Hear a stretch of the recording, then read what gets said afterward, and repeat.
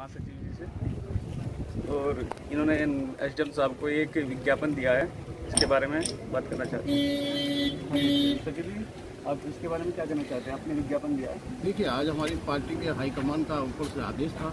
आज उत्तर प्रदेश की सारी तहसीलों, जितने भी हमारे अध्यक्ष हैं, वो सभी लोग सभी तहसीलों में कांग्रेस पार्टी बनाते हैं और ज्ञापन देते हैं। हमारे ज्ञापन के अंदर कुछ मांगे हैं जो हमने एसडीएम साहब को सौंपी है, जो सरकार के पास जाएगी। पहली मांग और हमारी जो सबसे बड़ी मांग है वो किसानों की।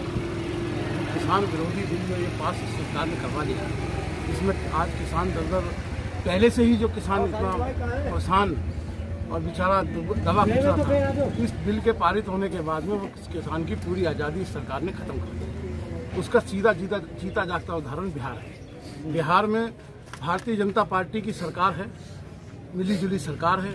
उसके अंदर इसी संशोधन करके इसी कानून को लाया गया था। आज वहाँ का किसान, अगर आप देखें तो हिंदुस्तान के सभी किसानों से सबसे दुबला कुचला अगर किसान है तो वो बिहार के अंदर है। उसे धान का मूल्य, उसकी लागत का मूल्य उसे बिल्कुल नहीं मिल पाता। यही सरकार, यही पॉलिसी है कि पूंजीपतियों के हाथ में इस पूरे देश की भागदौड़ को देकर के इस देश की जनता को दबाने का काम कर रही है, किसानों को दबाने का काम कर रही है। दूसरी मांग आज हमारी थी कि जिस लड़की के साथ इतना बड़ा अन्याय इस सरकार ने कर दिया, जो अपने आप को हिंदुओं का सबसे बड़ा सरमाएदार बताती है, जो सरकार, उस सरकार के राज में होते हुए भी एक लड़की का दाह संस्कार आधी रात के समय 2:30 बजे कर दिया गया। और हिंदू रीति रिवाज के हिसाब से अगर आपको देखा जाए तो 2:30 बजे हमारे हिंदू रीति रिवाज में किसी का दाह संस्कार नहीं होता और उसके परिवार का कोई सदस्य वहां मौजूद नहीं है। और उसके परिवार पे अब और जबरदस्ती उसके परिवार पे प्रेशर डाला जा रहा है कि वो अपना बयान बदल दे। ऐसी सरकार जो कि पुलिस और प्रशासन के बल पर चल रही है, देश की जनता का बुरा हाल कर रही हो, हम चाहते हैं कि ऐसी सरकार को सत्ता से उखाड़ देना फेंकना चाहिए। योगी आदित्यनाथ को अपना इस्तीफा दे देना चाहिए। पूंजीपतियों के हाल में खेलने वाली ये सरकार अब ज्यादा दिन चलने वाली नहीं चलेगी। अच्छा, जैसे आपने खालिद अंजुम जी को ये विज्ञापन दिया है, इसके बारे में उन्होंने क्या आपको आश्वासन दिया है? देखिए, हमें एसडीएम साहब ने आश्वासन दिया है कि जो आपका मांग है, जो आपका मांग पत्र है, ये हम शासन को ऊपर भेजेंगे। उनका तो काम हमसे ज्ञापन लेना था और हमारा काम ज्ञापन देना था अपनी पार्टी हाईकमान के आदेश पर। आगे वो शासन जाएगा।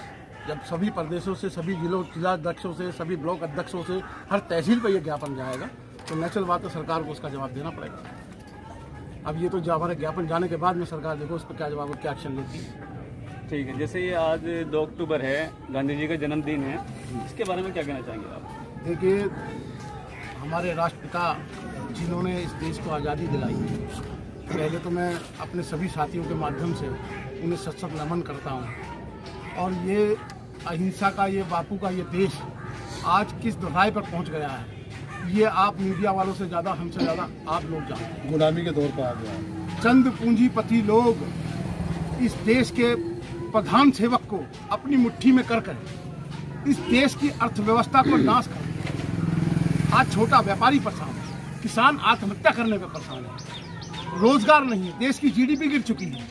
आखिर ये कब तक चलेगा? जो हिंदुस्तान कांग्रेस शासित राज्य में जब हमारी सरकार थी 10.8 की ग्रोथ से तरक्की कर रहा था, जिसे दुनिया एक अलग पहचान से देख रही थी कि आने वाले समय में ये एक महाशक्ति के रूप में उभर करके आएगा, आज 6 सालों में इस देश की क्या दुर्दशा कर दी इस सरकार ने? -24 जीडीपी इस देश की। कैसे खाएगा गरीब आदमी? क्या कमाएगा छोटा व्यापारी?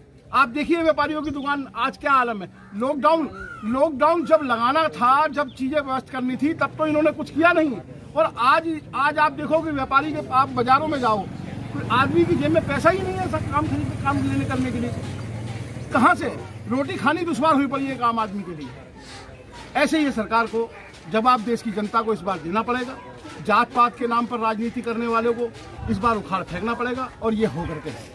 जी महासचिव जी, आप जैसे ये बेरोजगारी चल रही है देश में, इसके बारे में क्या कहना चाहेंगे? देखिए, मेरा मानना ये है कि जो इनकी नीतियाँ भारतीय जनता पार्टी, उस नीतियों से, इस सरकार से इस देश की अर्थव्यवस्था, हमारे जो पूर्व राष्ट्रीय अध्यक्ष हैं माननीय श्री राहुल गांधी जी ने अपने शुरू के अधिवेशन में ही मीडिया के माध्यम से आप सब लोगों को, देश को ये कह दिया था कि एक ऐसी सुनामी आने वाली है आर्थिक सुनामी आने वाली है जो संभाले से नहीं सकते। और देश की जनता को आज समझने का टाइम है, निर्णय लेने का टाइम है कि जिस आज़ादी को सभी धर्मों ने, सभी जातियों ने मिलकर के देश को आज़ाद करवाया, आज भी अगर हम लड़ सकते हैं तो सभी लोग, सभी जातियां, सभी धर्म के लोग आपस में मिल करके इस देश के अंदर हम इस देश को आगे तरक्की की राह पे ले जा सकते हैं। अन्यथा अगर ऐसे ही फूट के लड़ते रहे तो इस देश का ऊपर वाला ही मारे।